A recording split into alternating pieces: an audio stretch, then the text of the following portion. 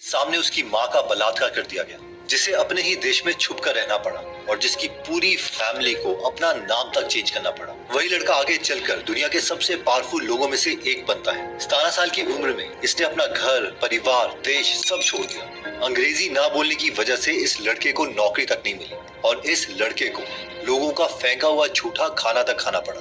But आगे यही लड़का सिर्फ एक दिन में $1 बिलियन कमाता है और रात को सोते हुए भी करोड़ों रुपए कमाता है। फ्यूचर में इसी लड़के ने 2,40,000 करोड़ रुपए सिर्फ दान में दिए ताकि लोग फ्री और आजाद होकर जी सके। बट दूसरी तरफ इसके खुद के देश हंगरी ने इन्हें क्रिमिनल डिक्लेयर कर दिया और अपने ही देश में घुसने से इन्हें बैन कर दिया। इलॉन मस्क का कहना है कि जॉर्ज सोरोस एक इविल इंसान है और इवन हमारे मिनिस्टर एस जयशंकर तक भी इनके खिलाफ स्टेटमेंट दे चुके हैं। इंडिया में लोग हर्षद मेहता को तो जानते हैं, जिन्होंने 1439 करोड़ का स्कैम किया था, लेकिन जॉर्ज सोरोस ने 1992 में बैंक ऑफ इंग्लैंड तक को बर्बाद कर दिया और इवन पूरे इंग्लैंड की सरकार को इनके सामने घुटने टेकने पड़े। बट सवाल ये उठता है कि जॉर्ज सोरोस, जिनका खुद का बचपना वॉर, गरीबी और तंगी में गुजरा, वो बाकी लोगों को और देशों को बर्बाद क्यों करना चाहते हैं? जॉर्ज का जन्म अगस्त 1930 में ब्यूडापेस्ट हंगरी में हुआ था। इनके पिता एक लॉयर थे जिन्हें वर्ल्ड वॉर 1 में रशियंस ने बंदी बना लिया था और 3 साल तक इन्हें जेल में रखा। फिर भी किसी तरह ये जेल से भागकर वापस अपनी फैमिली के पास आए। बट जॉर्ज की फैमिली की परेशानियां अभी खत्म नहीं हुई थी। जॉर्ज की फैमिली जूइश थी और उनका एक्चुअल नाम ग्योर्गी स्क्वाड्स था, जो कि एक जूइश नाम था। अब 1936 में जब जॉर्ज सिर्फ 6 साल के थे तो हंगरी और पूरे यूरोप में जूस के खिलाफ बहुत भेदभाव किया जा रहा था और इसलिए उनके फादर ने अपनी फैमिली को बचाने के लिए ग्योर्गी का नाम बदलकर जॉर्ज रख दिया और अपने फैमिली के सरनेम स्क्वाड्स को सोरोस बना दिया ताकि लोगों को ये शक न हो कि वो जूइश है। बट जॉर्ज और उनकी फैमिली अब भी सेफ नहीं थी। 1944 में जब जॉर्ज सिर्फ 13 साल के थे तभी हिटलर और उनकी आर्मी ने हंगरी पर कब्जा कर लिया। हिटलर की नाजी आर्मी ने ज्यूज को चुन चुन कर मारना शुरू कर दिया। इससे बचने के लिए जॉर्ज के फादर के पास एक ही ऑप्शन था और वो था कि अपने आप को किसी भी तरीके से क्रिश्चियन साबित करें। इसके लिए उन्होंने जितने भी घर थे वो सारे बेच दिए और इस पैसों से उन्होंने कई गवर्नमेंट ऑफिसर्स को घूस दी और उससे डॉक्यूमेंट्स बनवाए। इवन कि उन्होंने अलग अलग शहरों में छुपने की जगह भी ली। यहाँ जॉर्ज को अपनी पहचान छुपाने के लिए अपनी ही माँ को आंटी कहकर बुलाना पड़ता था और कई रात लगातार उन्होंने सड़कों पर बिना खाए पिए सोना पड़ा। लेकिन जॉर्ज सोरोस बचपन से ही डिफरेंट थे। जब इतना सब कुछ उनके साथ बुरा चल रहा था तो उन्होंने कहा कि ये मेरा सबसे खुशी वाला समय था क्योंकि ये सब मेरे लिए एक एडवेंचर था। अब तक जॉर्ज खतरों से इतनी ज्यादा बार बच चुके थे कि उन्होंने मन ही मन सोचना शुरू कर दिया था कि मैं तो भगवान ही हूँ, मुझे कुछ नहीं हो सकता, कोई मेरा कुछ नहीं बिगाड़ सकता। लेकिन कुछ ही महीनों के बाद जॉर्ज के साथ कुछ ऐसा हुआ जिसने उसकी लाइफ को पूरे तरीके से चेंज कर दिया। 1945 में रशियन आर्मी ने हंगरी पर कब्जा किया था और ब्यूडापेस्ट में जहां जॉर्ज की फैमिली रहती थी वहां इनमें से कुछ रशियन सोल्जर ने जॉर्ज की मदर का सबके सामने बलात्कार कर दिया। जॉर्ज को इससे बहुत बड़ा शॉक लगा। उसके अंदर एक अजीब सा चेंज आ गया और जॉर्ज अब हमेशा के लिए बदल चुके थे। उन्होंने खुद से कहा, मुझे अब यहाँ और नहीं रहना, मैं हंगरी से बाहर निकलना चाहता हूँ। जॉर्ज ने डिसाइड कर लिया था कि अब वो हंगरी, जहाँ उन पर जुल्म किया गया है, जहाँ उनकी माँ के साथ बलात्कार हुआ, वहाँ वो नहीं रहेंगे और हमेशा के लिए इसे छोड़ देंगे। 1947 में यानी जब इंडिया को आजादी मिली थी तब जॉर्ज सिर्फ 17 साल की एज के थे और वो ब्यूडापेस्ट से लंदन शिफ्ट हो गए। इस वक्त जॉर्ज की जेब में 1 रुपया तक नहीं था। ऊपर से उन्हें अंग्रेजी भी नहीं बोलने आती थी, जिसकी वजह से उनको कहीं भी ढंग की नौकरी नहीं मिल रही थी। मजबूरी में जॉर्ज को कई महीनों तक लोगों का फेंका हुआ झूठा खाना खाना पड़ा। बट जॉर्ज शुरू से इंटेलिजेंट तो थे और वो आसानी से हार नहीं मान रहे थे। लंदन आने के 2 साल बाद ही 1949 में उन्होंने अपनी मेहनत के दम पर लंदन स्कूल ऑफ इकोनॉमिक्स में एडमिशन ले लिया और इसके साथ साथ वो एक नाइट क्लब में वेटर और रेलवे स्टेशन में कूली की भी नौकरी करने लगे ताकि वो अपने कॉलेज की फीस भर सके। लंदन स्कूल ऑफ इकोनॉमिक्स में जॉर्ज ने फिलॉसफी में मास्टर्स करी और अपने प्रोफेसर कार्ल पॉपर से उन्होंने कई वो फिलॉसफी सीखी जिसकी मदद से फ्यूचर में जॉर्ज एक बिलियनर बनने वाले थे। शुरू में तो जॉर्ज प्रोफेसर बनना चाहते थे बट मार्क्स कम होने की वजह से उन्हें नौकरी नहीं मिली। जॉर्ज को जल्द से जल्द एक नौकरी की जरूरत थी और उन्होंने डिसाइड किया कि अब मैं लंदन की जितनी भी बैंक्स हैं उनकी लिस्ट बनाऊंगा और उन सब में डायरेक्टर्स को लेटर लिखकर भेजूंगा, क्या पता उनमें से कोई एक रिप्लाई कर ही दे। जॉर्ज की ट्रिक काम कर गई और उन्हें एक बैंक ने ट्रेडर की नौकरी पर रख ली और इस बैंक का नाम था सिंगर एंड फ्राइड लैंडर। शुरू में तो जॉर्ज का यहाँ पर बिल्कुल भी मन नहीं लग रहा था बट बहुत ही जल्द उनकी दोस्ती रॉबर्ट नाम के एक कलीग से हो गई। रॉबर्ट ने कहा, जॉर्ज तुम यूएसए क्यों नहीं शिफ्ट हो जाते? न्यूयॉर्क में मेरे फादर की एफएम मेयर नाम की एक कंपनी है, वहाँ तुम्हें काफी अच्छी अपॉर्चुनिटी मिलेगी। सोरोस ने अब तक ट्रेडिंग और इन्वेस्टमेंट के बारे में बहुत नॉलेज इकट्ठी कर ली थी और उनके पास बाकी लोगों के मुकाबले दो सबसे बड़ी एडवांटेज थी। एडवांटेज नंबर 1, उन्हें यूरोपियन मार्केट के बारे में बहुत कुछ पता था जो कि उस वक्त अमेरिकन लोगों को नहीं पता था। और दूसरी एडवांटेज, उन्हें बहुत सारी यूरोपियन लैंग्वेजेस आती थी, जिसका मतलब था कि वो बहुत सारे यूरोपियन क्लाइंट्स के साथ एक साथ काम कर सकते थे। ऊपर से 1950s वो टाइम था जब यूएसए तेजी से डेवलप कर रहा था और पूरी दुनिया में तब पैसे कमाने की सबसे ज्यादा अपॉर्चुनिटी यूएसए में थी। फाइनली 1956 में जॉर्ज न्यूयॉर्क शिफ्ट हो गए और एफएम मेयर में काम करना शुरू कर दिया।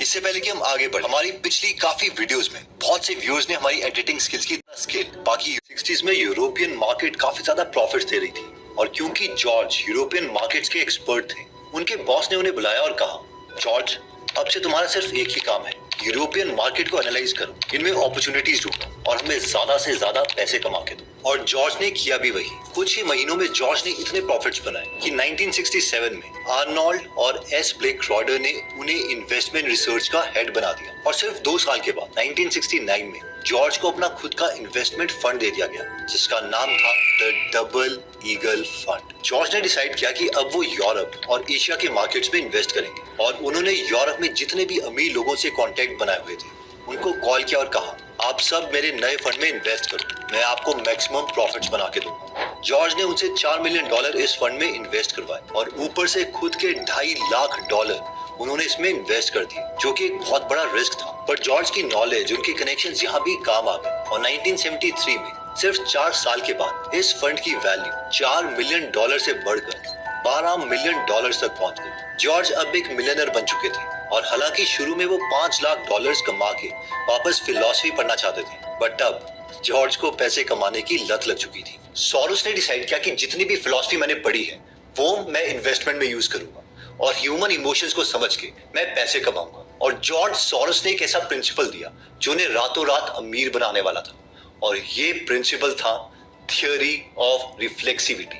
थ्योरी ऑफ रिफ्लेक्सिविटी ये प्रिंसिपल कहता है कि अगर किसी कंपनी का शेयर प्राइस बढ़ रहा है तो बाकी लोग भी उसके बढ़ते प्राइस को देख के और शेयर्स खरीदेंगे, जिससे शेयर प्राइस और बढ़ जाएगा। अब क्योंकि शेयर प्राइस बढ़ गया है तो कंपनी इस शेयर प्राइस के बेसिस पर लोन ले सकती है और अपना बिजनेस एक्चुअल में बढ़ा सकती है, जिससे कंपनी और ज्यादा प्रॉफिट कमाएगी, जिसकी वजह से शेयर प्राइस और ज्यादा बढ़ जाएगा और ये साइकिल चलती रहेगी। लेकिन किसी एक स्ट्रॉन्ग न्यूज की वजह से ये बबल फट सकता है और शेयर प्राइस वापस नीचे आ सकता है और इसी बबल को प्रेडिक्ट करके हम पैसे बना सकते हैं। इस प्रिंसिपल के बेसिस पर 1973 में जॉर्ज ने अपने पार्टनर रॉजर्स के साथ खुद का सोरोस फंड खोला। इन्वेस्टर्स लाने के लिए उन्होंने अपने डबल ईगल फंड के क्लाइंट्स को कॉल लगाया और उनसे कहा, मैं आप सबको एक ऑफर देता हूँ, मैं डबल ईगल फंड को छोड़ रहा हूँ, चाहो तो आप डबल ईगल फंड में इन्वेस्ट कर सकते हो, बट अगर आप मेरे सोरोस फंड में इन्वेस्ट करते हो तो मैं आपको बाकियों से कहीं गुना ज्यादा रिटर्न दूंगा। और एक्चुअल में उन्होंने किया भी यही। अपने पहले 10 साल में सोरोस फंड ने 3365% का रिटर्न दिया और 1980 तक इसकी वैल्यू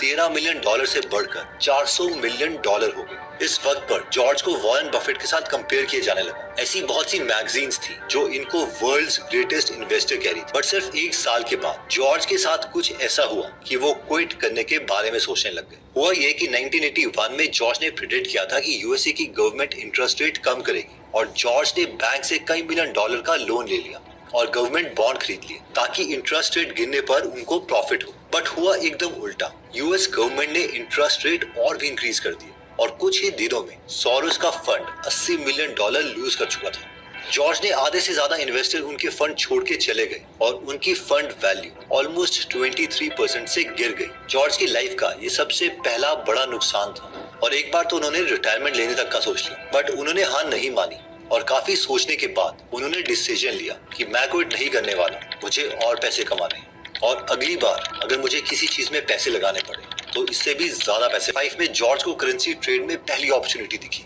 जॉर्ज सोरोस ने नोटिस किया कि कई देशों की करेंसी ओवर वैल्यूड है, जिससे वो रातों रात पैसे कमा सकते हैं। सितंबर में यूएस डॉलर की वैल्यू लगातार इंक्रीज हो रही थी और येन और मार्क जैसी करेंसी डॉलर से नीचे गिर रही थी।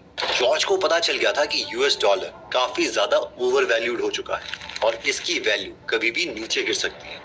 जॉर्ज ने डिसाइड किया कि वो डॉलर को शॉर्ट करेंगे, यानी कि इसके गिरने पर दांव लगाएंगे, और इस पर उन्होंने पूरे 800 मिलियन डॉलर दांव पर लगा दिए। जॉर्ज को अब एक ऐसी न्यूज की जरूरत थी जो कि डॉलर की वैल्यू को गिरा सके, और सिर्फ 2 हफ्ते के बाद ऐसा हो गया।